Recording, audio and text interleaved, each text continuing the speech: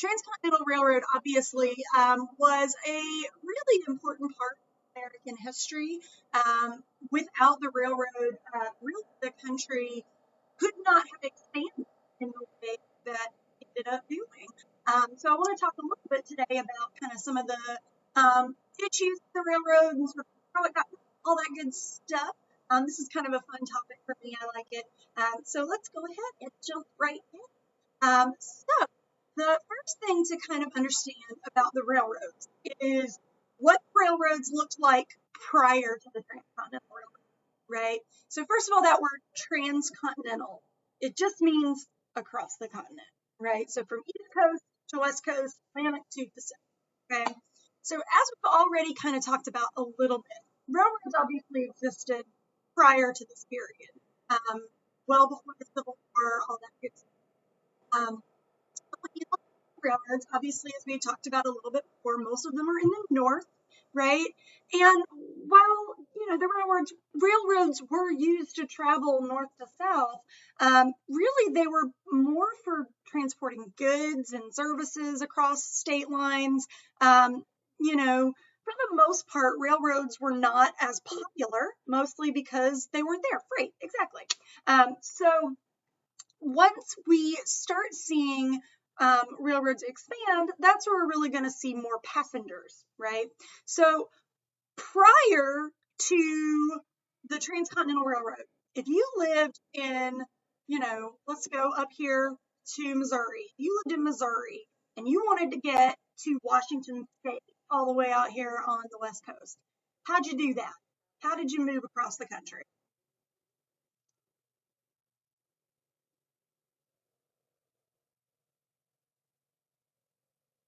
Well, no cars. Cars didn't exist, right? This is 1890.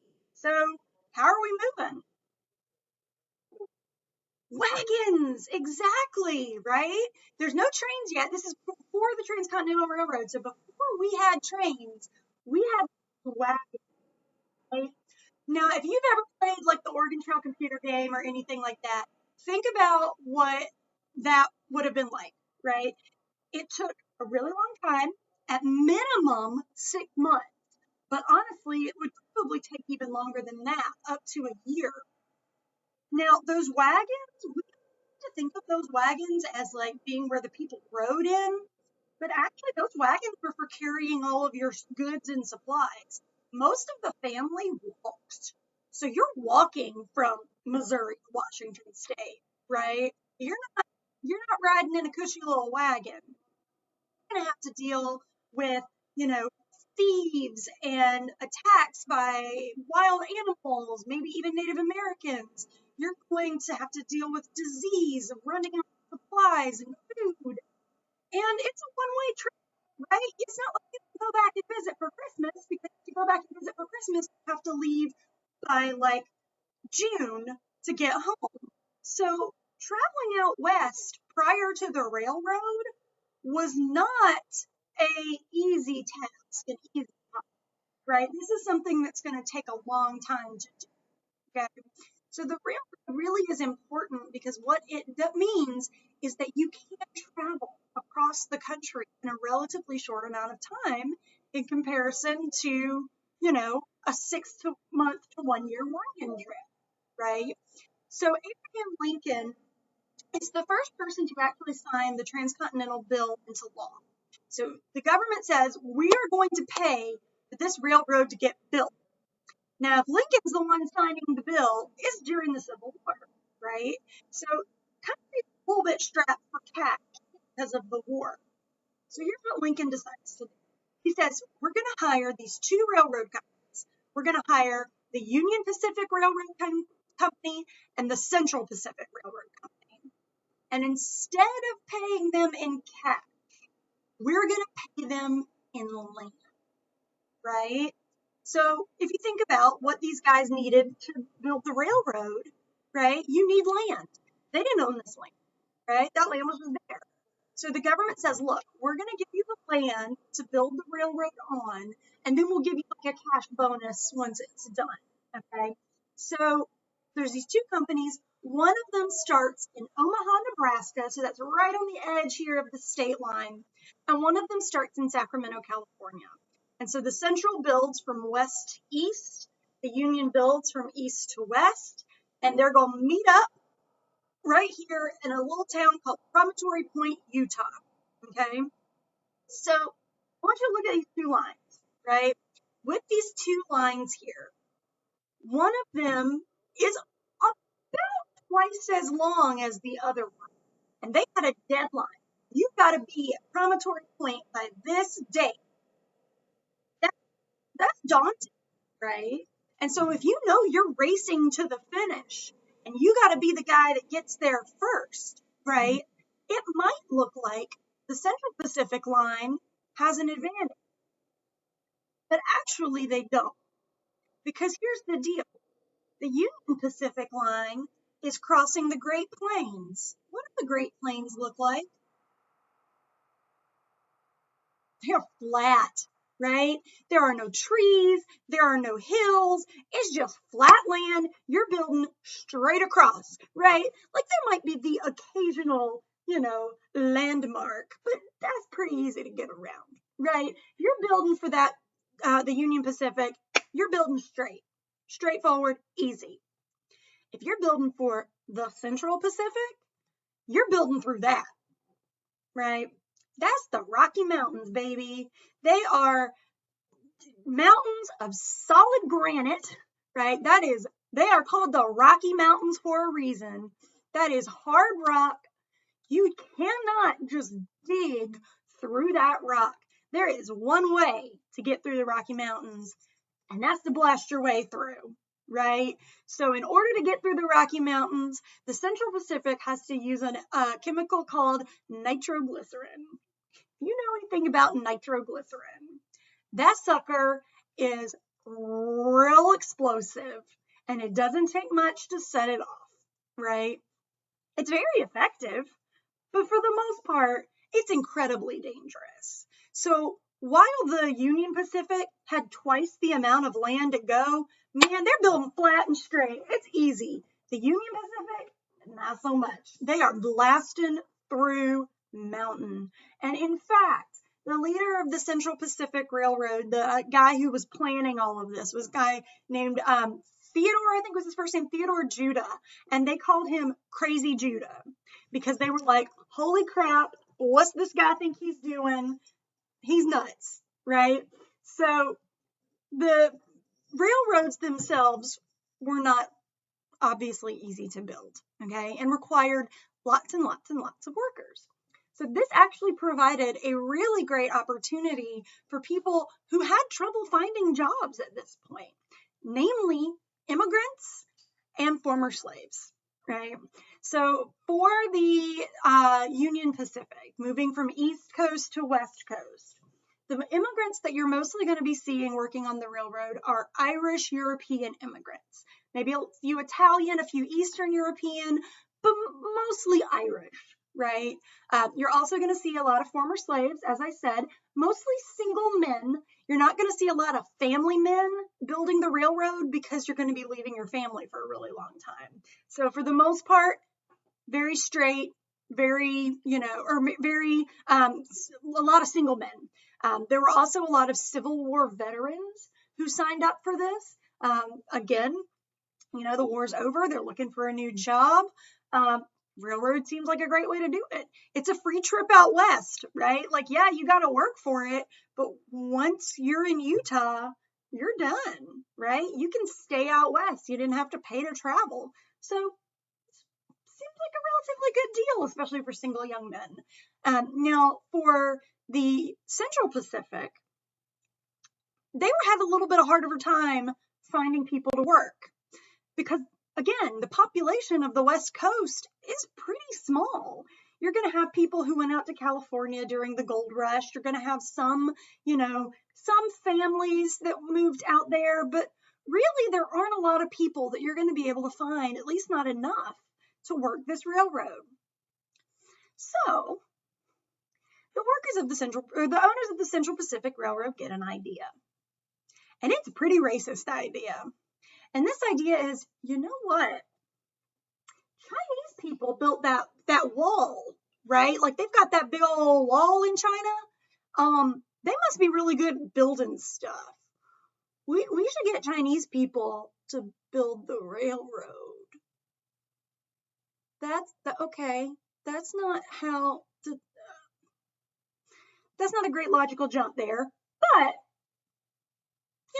it gave them a source of men. So what they started doing is they started advertising like, hey, Chinese people, you want a free trip to America? The Central Pacific will pay your way to the United States as long as you take a job working on the railroads. Well, see, at this time, Chinese immigration was kind of limited in the United States. It was really hard to immigrate from Asia unless you had a really good reason for it. So this actually provided an opportunity for Chinese men to be able to come to the United States in a way that they had not been able to before. And it was cheaper for the Central Pacific to pay for for someone from China to sail across the Pacific Ocean to California than it was to pay for Americans to travel from the East Coast out to the West Coast to work the railroad. It was cheaper to get Chinese people than it was to get Americans. Like that's how bad transportation was, right? So working on the railroad was really tough. These guys on all sides were put in some really terrible conditions, especially for the Chinese workers. They were the ones that were handling a lot of that nitroglycerin. So they had some pretty hard kind of working conditions to deal with. But like I said, it did provide for a lot of people to get out west in a way that they probably would not have been able to before. So it's a pretty big deal. Eventually, the two railroad companies do meet right at Promontory Point, right where they're supposed to. As Elijah mentioned before, the last spike that was driven in to the railroad was driven in by President Ulysses S. Grant, and it was made of solid gold. Now, that's not super practical when you think about it, because gold, one, people will try to steal, and two, gold is actually a really soft metal. So as soon as that golden spike was driven in and the party was over, they pulled it right back up, drove an iron spike in, and stuck the golden spike in a museum. But it was symbolic, right? It was this idea, like, look at this final golden spike. A telegraph wire was tied around the spike, so when he drove it in, it sent a message to all of the telegraph stations all over the country of the exact moment the spike had been driven in. Like, this was such a big deal because it connected the United States east to west for the very first time in American history. And it meant that 6-month trip it took from you to get from Missouri to California was now only going to take about a week, right? Trains traveled at this time at about 35 miles an hour, which might not seem super fast to people who are driving, 80 down 540, but people at the time actually thought that going 35 miles an hour might kill you. They were actually kind of afraid of it. Like, yeah, it was really fast for them. And so that meant, you know what? If you lived out west, you could go back home for Christmas. Take a long trip back east. It meant that goods and freight and, messages and all that kind of stuff could move freely across the country. This is a really big deal, right? One of the other big things that it did, this is just kind of showing you some of the advertisement of, yes, like go on this railroad. You can get through from Omaha through to San Francisco in less than 4 days, which again, 4 days seems like a long time today, but man, that was a fast trip, right? So the other really big thing that we get from the railroads is time, right? If you think about it, before the railroads, if you lived in St. Louis, Missouri, and you had family in Sacramento, California, it did not matter when you thought noon was or when they thought noon was. In fact, it didn't really matter if you had family in Chicago or Minneapolis. Their noon might be slightly different from your noon, just depending on, where the sun is in the sky, how they set their watch. In fact, in the country prior to the railroads, there were almost hundreds of time zones within the United States because there wasn't anything standard. Nobody set their watches by a specific time or anything. It was just whatever you kind of thought the sun looked like. Oh, it looks like it's about noon. I'm going to set my watch to noon. Well, now with the railroads, if you're traveling from St. Louis to Sacramento and your train is supposed to arrive in Sacramento at noon and your family's got to come pick you up from the station, they got to know what that train station thinks noon is. And they got to know what that noon is in St. Louis. They got to know where the noon is in Salt Lake City in order to get the train to Sacramento on time, right? It suddenly became very apparent with this train because it moved so quickly that nobody really knew what time it was anywhere, right?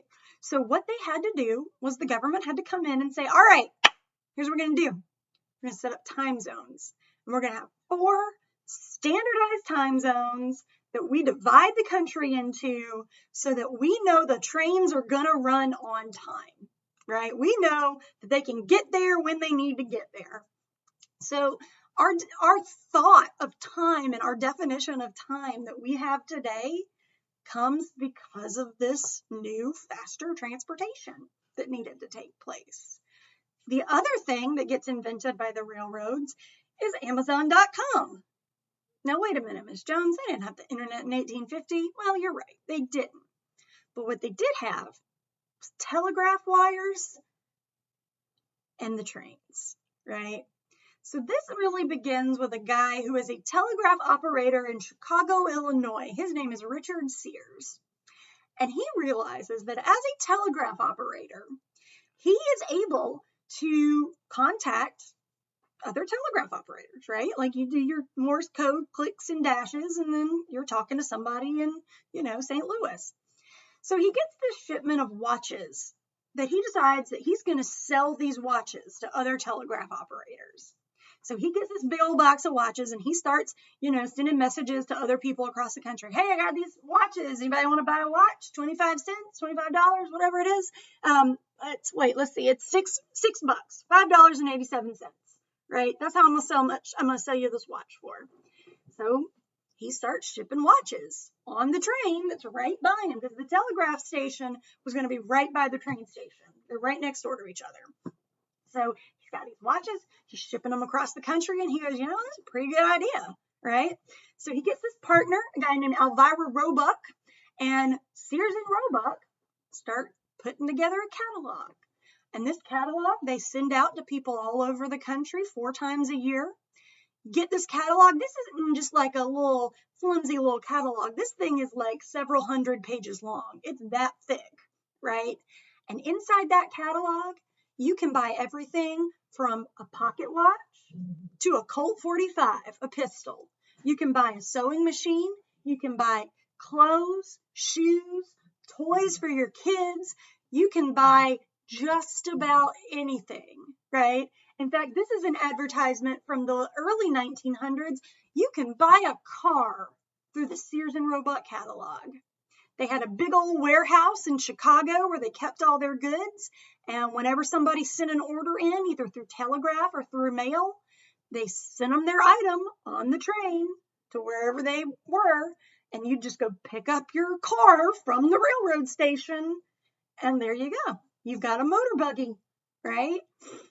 So this is really the first idea of buying online, right? Where you've got the train. It's going to take a lot longer than Amazon Prime, that's for sure. But the train is able to get you your goods anywhere in the country. This is a really big deal because if you lived out in the middle of Sacramento, California wasn't a very populated state. It's not like you could just go down to the Walmart and get what you needed, right? So the Sears and Roebuck catalog allows you to get the goods that you need anywhere in the country at any time. It's a huge deal because it meant that anybody living anywhere could get the goods that they needed. The Sears and Roebuck catalog goes until the 1960s. they send these catalogs out. And by the 50s, you could buy houses from the Sears and Roebuck catalog. They're basically like, they would send you all of the walls and all you had to do was nail them together. Like, that's all you had to do. Crazy. And of course, they eventually also built retail stores. So Sears at a mall is from Sears and Roebuck.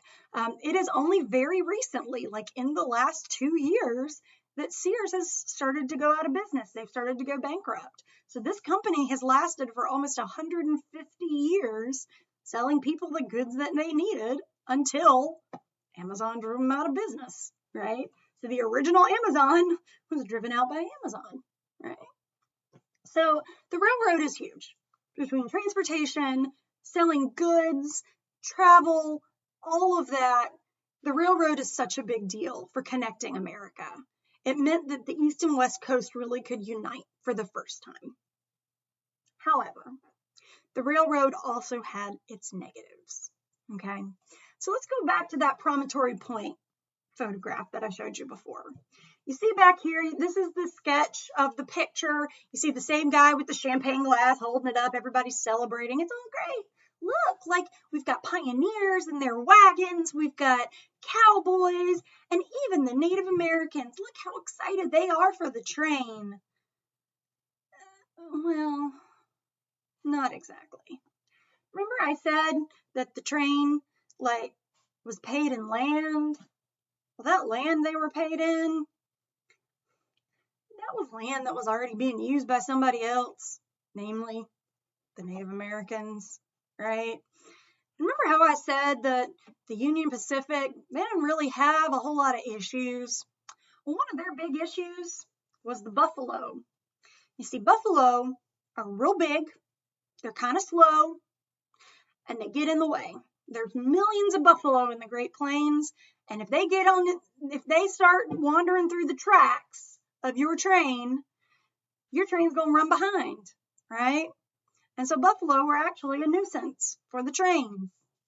And for the Native Americans, the buffalo was their way of life. They literally got everything from the buffalo. Most of the Native Americans on the plains were nomadic groups that followed the buffalo herd. But this is what the railroads were doing to the buffalo.